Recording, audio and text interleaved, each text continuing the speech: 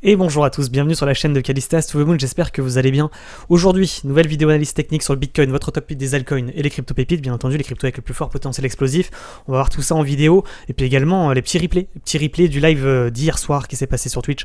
On a vu des cours exploser to the Moon en moins de 15 minutes. Je vous mets le petit replay par exemple, ce qui s'est passé hier soir sur CRV en direct. N'hésitez pas à nous rejoindre, hein, soit dit en passant.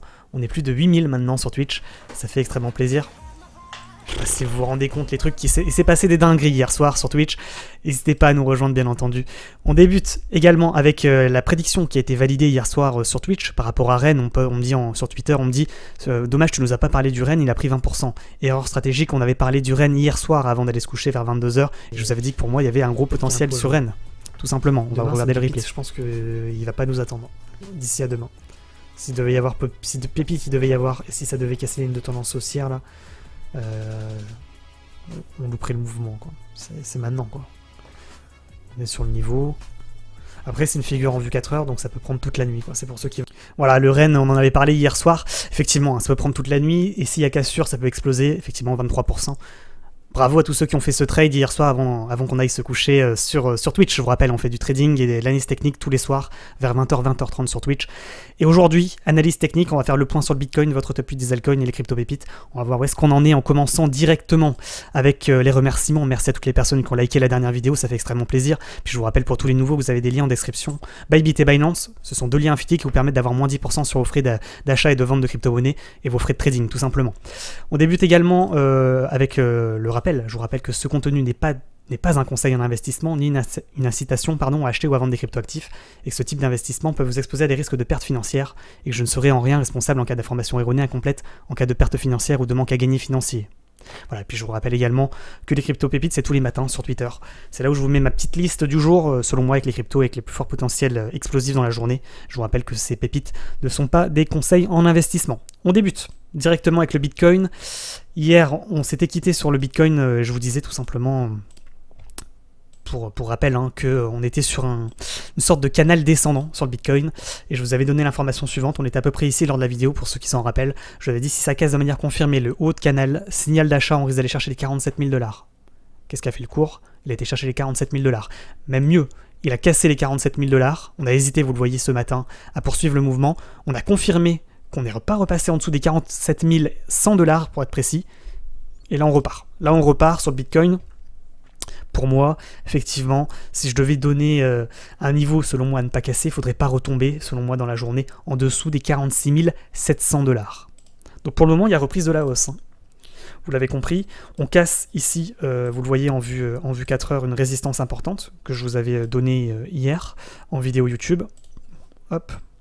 Et là, en toute logique, on devrait aller chercher la suivante. Donc la suivante, elle est à peu près ici à 49 000 $. Voilà. Maintenant, effectivement, invalidation de cassure de cette grosse résistance que l'on voit ici à peu près à 47 000 $ que je vous avais donné hier soir, enfin hier midi plutôt, invalidation si on repasse en dessous en fait des 46 720 $. Déjà en dessous des 47 000 $, il faudrait commencer à s'inquiéter pour le Bitcoin. Maintenant vous le voyez, hein, pour le moment on a plutôt des signaux d'achat. J'ai même envie de dire que ça risque de repump pour aller chercher la résistance suivante. En tous les cas à la minute où je vous parle, on est le 15 septembre, il est midi 25. Vous voyez ici, on a des bandes de Bollinger assez resserrées, on a un cours voilà, qui se contracte entre ces deux niveaux ici, et si on casse de manière confirmée finalement les 47 260 $, bah, ça risque de pump, c'est ce que c'est en train de faire, on est en train d'essayer de casser la bande haute de Bollinger pour aller rechercher peut-être cette résistance à 47 900 $, voire la grosse résistance à 48 800, voilà, voire les 49 000 $ tout simplement. Donc ça c'est pour l'analyse en vue 4 heures sur le Bitcoin. Également pour ceux qui veulent faire de l'intraday sur le Bitcoin, je pense qu'il serait intelligent de tracer une ligne de tendance haussière de cette manière. Et on voit que tout simplement, tant qu'on ne casse pas cette ligne de tendance, ainsi qu'est Maribon, tout va bien, on est haussier sur le Bitcoin. De la même manière, si on ne casse pas les moyennes mobiles, notamment la moyenne mobile 20 périodes ici, j'ai envie de dire, on est toujours haussier sur le Bitcoin, donc on a plutôt des signaux d'achat aujourd'hui sur la journée sur le Bitcoin. Ça risque d'entraîner bien entendu à la hausse l'ensemble des altcoins. Maintenant, à validation, vous l'avez compris, hein, et je vais vous le répéter, si ça casse cette ligne de tendance haussière blanche ici, que ça casse le dernier plus bas ici à 46 700 $ environ, voire ici hein, les 46 480 $, c'est ce que je vous ai donné ce matin sur Twitter. Je vous ai dit, attention, le Bitcoin ne doit pas repasser en dessous des 46 480 $. pour moi ce serait un gros signal de vente si ça devait arriver dans la journée, mais on pourrait déjà s'inquiéter si ça devait casser les 46 700, même si ça devait repasser déjà en dessous des 47 000, pour moi ça serait pas forcément très bon. Maintenant il a une chance quand même, même si ça devait arriver, qu'il latéralise tout simplement entre ces deux niveaux. C'est pour ça que je vous donne ces deux niveaux. Niveau à ne pas casser absolument, 46 480 $, et niveau à casser, ce qu'on est en train de faire au moment où j'enregistre cette vidéo, bah les 47 260 $, si ça casse, bah, signal d'achat, on risque de pump pour aller rechercher des résistances au-dessus, tout simplement. Donc pour le moment, à mon avis, ça risque d'être une journée verte sur le Bitcoin ainsi que sur l'ensemble des altcoins. Maintenant, il ne faut pas que ça repasse en dessous des 47 000 $. Voilà, on va passer directement du coup avec, parce qu'au moment où vous verrez cette vidéo, ça sera sûrement un peu tard. Si vous voulez rentrer sur le Bitcoin, il faut le mieux étant de rentrer sur rebond. Ici, il y a 47 260 $, sur ligne de tendance haussière, tout simplement. Sur rebond confirmé, hein. Pas sur cassure. Si ça casse la ligne de tendance haussière, signal de vente, on retombe. On passe à Ethereum, directement. Ethereum qui faisait partie, il me semble, des crypto-pépites d'hier, hein, si je ne m'abuse. 3340 $. Qu'est-ce qu'a fait Ethereum? 3340, j'ai donné. Ouais. Donc il est plutôt haussier depuis hier. On a pris à peu près 3%, ce qui n'est pas très important. Maintenant, est-ce que c'est terminé? Peut-être.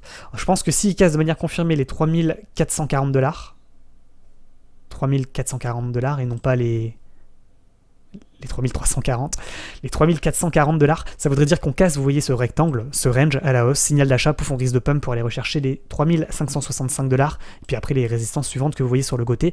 Donc il y a peut-être, attention, il a peut-être pas dit son dernier mot, l'Ethereum, d'autant que vous pouvez remarquer ici, en vue 4 heures, qu'on voit une énorme double bottom, cassure de ligne de coup, pullback, on décolle, on va chercher l'objectif. Objectif sur Ethereum dans la journée, c'est à peu près 7%.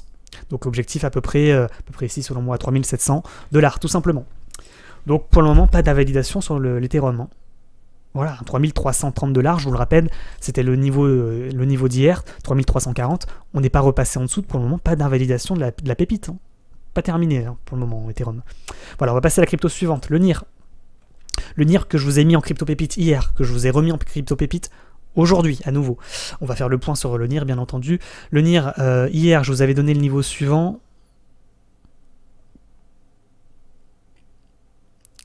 8,73. Vous voyez, en ce moment, on est à 9. Donc effectivement, pour le moment, pas d'invalidation, hein. En vue, je vous rappelle, toutes les analyses que je fais sont en vue 4 heures. Donc il faut regarder le cours en vue 4 heures. Pour le moment, 8,74, 8,75, on n'est pas en dessous. Là, il nous a fait une feinte. Il est sorti, voilà, il a fait un piège vendeur, c'est-à-dire que ceux qui étaient rentrés en position ici et qui ont pris 6%, c'est retombé en dessous du niveau, ils sont sortis. Erreur stratégique, le cours il a rebondi, il a été recherché, il a cassé le dernier plus haut, il a été encore cherché un plus haut, et pour le moment, pas d'invalidation sur le NIR. Le niveau, selon moi, à 8,75 est toujours valide. Il ne faut pas casser ce niveau, sinon ça serait une invalidation de la pépite d'hier. Mais aujourd'hui, je vous ai donné sur Twitter un nouveau niveau sur NIR, parce que pour moi, je considère que ceux qui sont déjà en position doivent avoir des informations, des nouvelles informations, et je vous ai donné les informations suivantes ce matin. NIR de NIR Protocol est encore en crypto pépite, car on a cassé le biseau descendant et qu'on n'a pas réintégré ce biseau, donc pour le moment pas d'invalidation, et que l'on a une magnifique épaule tête épaule inversée en vue 4 heures. Ligne de coup à 9,14. Donc ça veut dire quoi? Ça veut dire ici, vous le voyez, sur le NIR, on a une épaule, tête, épaule inversée, cassure de ligne de coup à 9,14, donc c'est ici, cassure, pullback, on va chercher l'objectif de la figure. Invalidation si on repasse en dessous, en vue 4 heures, des 9,14.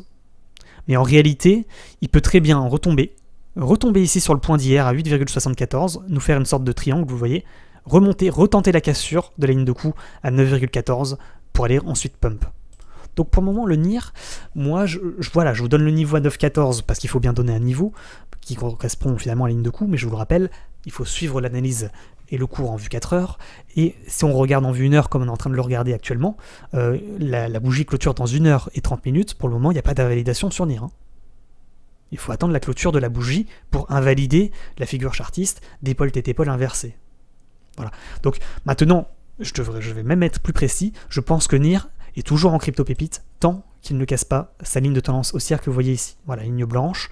Tant que ça casse pas les 8,75, c'était le niveau que je vous ai donné hier, pas d'invalidation de la pépite. Par contre, si on casse, hop, on retombera en toute logique à 8,1. Tout simplement. Je sais qu'il y en a qui vont me mettre dans le chat, arrête de dire tout simplement. Désolé, je peux pas m'empêcher. Mais voilà, c'est assez simple chartissement à expliquer. Après, c'est plus simple dans la réalité de réussir le trade. J'entends bien, mais en tout cas, au niveau de l'analyse technique, c'est assez propre et assez simple à analyser. Voilà. Donc, pour le moment, pas d'invalidation. Il faudrait attendre la clôture dans 1h30. Donc, ça se fera vers 14h aujourd'hui. On verra où est-ce que ça clôture. Maintenant, effectivement, cassure, pullback, logique. Hein. Il y a toujours une chance de repartir à la hausse. Invalidation si ça casse les 8,74 dans la journée. Alors là, par contre, ça pourrait retomber en bas de range. J'espère avoir été clair. Également, je voulais vous rappeler ce biseau descendant. Vous le voyez, c'est ici. Biseau descendant, cassure de la résistance du biseau descendant, cassure, pullback. Magnifique pullback d'ailleurs.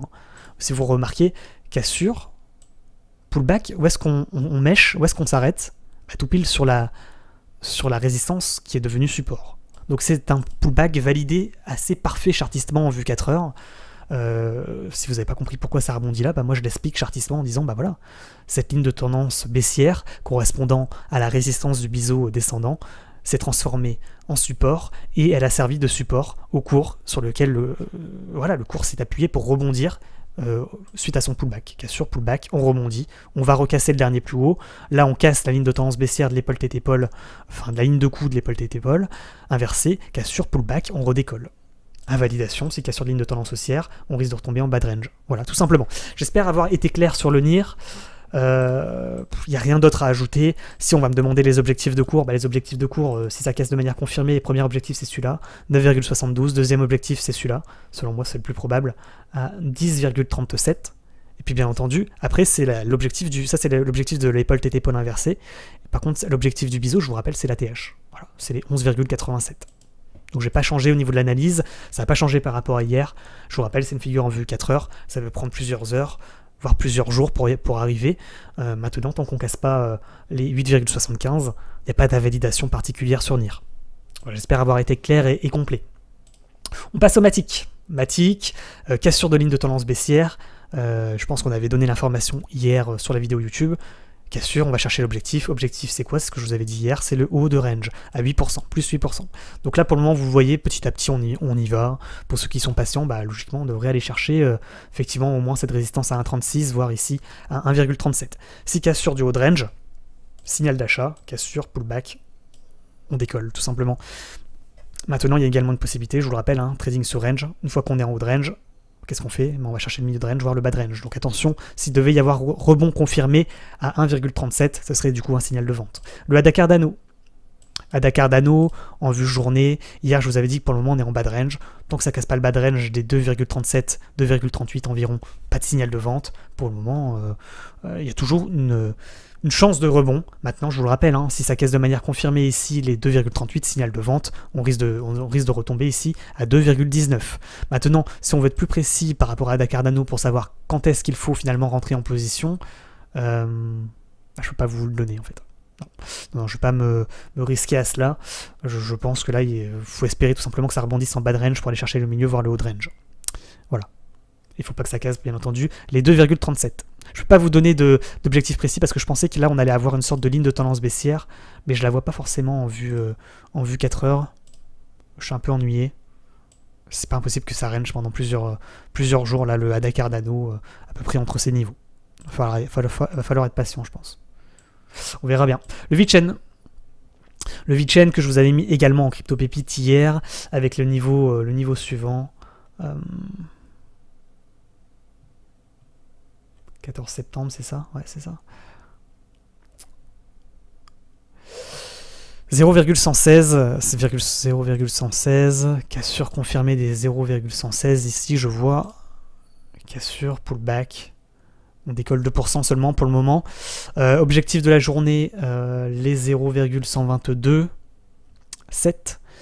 Si on casse les 0,122,7, moi je vous le dis, ça casse sur pullback, ça décolle. Donc le VeChain, trading sur range, on achète en bas, on revend en haut. C'est ce qui s'est passé ici. Achat en bas, on revend en haut, tout simplement. Si cassure confirmée du haut de range, signal d'achat, on pump. Si ça n'arrive pas à casser, signal de vente, pouf, on retombe en bas, en milieu, voire en bas de range. Je vous rappelle également que, pour ceux qui sont plutôt long terme, que la cassure des 0,112 sera un gros signal de vente, sinon on risque de crash si ça devait casser ce niveau de manière confirmée. Le BNB, qu'on avait mis hier également en crypto pépite. Donc pour moi, VET, Ethereum, c'est toujours valide, il n'y a pas de souci particulier. On passe au BNB. BNB qui était en crypto pépite hier, avec le niveau suivant, les 405 $. 405 $, vous le voyez, hein, 405, c'était ici. Magnifique, hein, BNB, on n'en parle pas. Personne n'en parle, mais il a pris 5% déjà. Hein. C'est pas terminé, hein. Pas encore terminé. Pourquoi je vous dis c'est pas terminé? Parce que on en a parlé hier, double bottom, cassure de ligne de coup, c'est parti. Hein. Donc là, cassure, pullback, bon niveau d'entrée à 421,7, si ça casse pas le niveau, parce que si ça casse le niveau, ça réintègre le range, ça retombe. Maintenant, si ça casse, ça pullback et que ça retombe pas en dessous du niveau, beau signal d'achat pour aller chercher l'objectif du double bottom. Je vous le rappelle, hein, l'objectif du double bottom, c'est à peu près les 5% encore. Sur le VeChain, on pourrait aller chercher potentiellement les 440 $. Voire ici les 450 $, tout simplement. Voire même les 460, c'est ce que je vous avais donné hier. Pour moi, BNB, c'est très propre chartissement. Pour le moment, pas de signaux de vente. Et il aurait été préférable de rentrer hier quand je vous ai donné le niveau des 405 $. Voilà. Maintenant, le mouvement est déjà plus ou moins parti. Maintenant, heureusement qu'on a ce double bottom avec le niveau des 421 $ qui pourrait résister. Voilà, tout simplement. Le EGLD, cassure de triangle symétrique de sommet. Je vous avais donné ce niveau ici à 280 $. Il a pump, il a pris 8%. J'espère que vous êtes sortis. Là, pour le moment, vous voyez, il est retombé en dessous du niveau. Il a réintégré le triangle.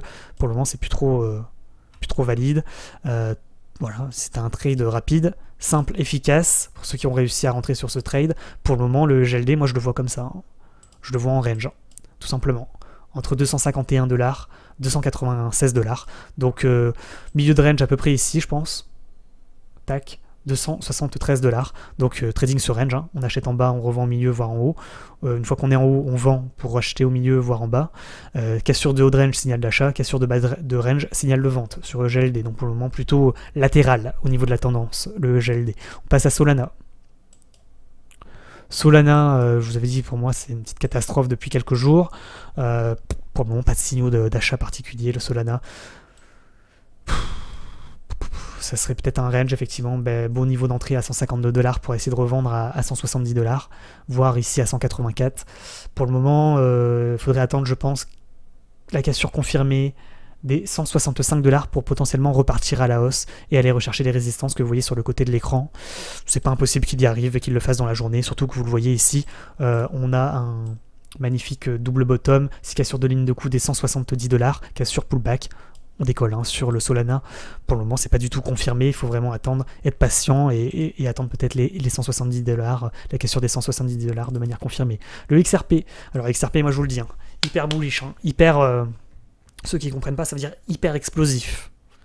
Hyper explosif, le XRP, que ce soit la hausse ou la baisse. Donc du coup, ça peut être bearish également. Si cassure confirmée des 1,05, gros signal de vente, ça risque de crash de manière importante. Attention sur XRP. Par contre, pareil, hein, si ça casse de manière confirmée les 1,116, 1,117, gros signal d'achat, ça risque d'exploser à la hausse. Et nous faire quelque chose qu'on a vu par le passé comme ça, mais à la hausse. Donc là, c'est qui tout double sur XRP, c'est 50-50. À la sortie de range, on ne sait pas dans quel sens ça va avoir lieu. Est-ce que ça sera par le haut ou par le bas? Mais en tous les cas, on voit qu'XRP, ça risque de péter tout simplement. Et XRP, je pense vous l'avoir mis quand même en pépite ces derniers jours. Ça mériterait de rentrer en pépite si ça devait casser de manière confirmée aujourd'hui les 1,12 $. On va passer maintenant aux crypto-pépites du jour. Je vous rappelle, ces crypto-pépites qui ne sont pas des conseils en investissement. À vous de faire vos propres analyses, à vous voilà, de prendre vos responsabilités. Si vous voulez faire du trading, bah, c'est votre choix. Voilà. Maintenant, je vous rappelle quand même, avant comme à chaque fois, je vous rappelle que grosso modo, c'est le Bitcoin qui décide. Tant qu'il est haussier, globalement, tout va bien.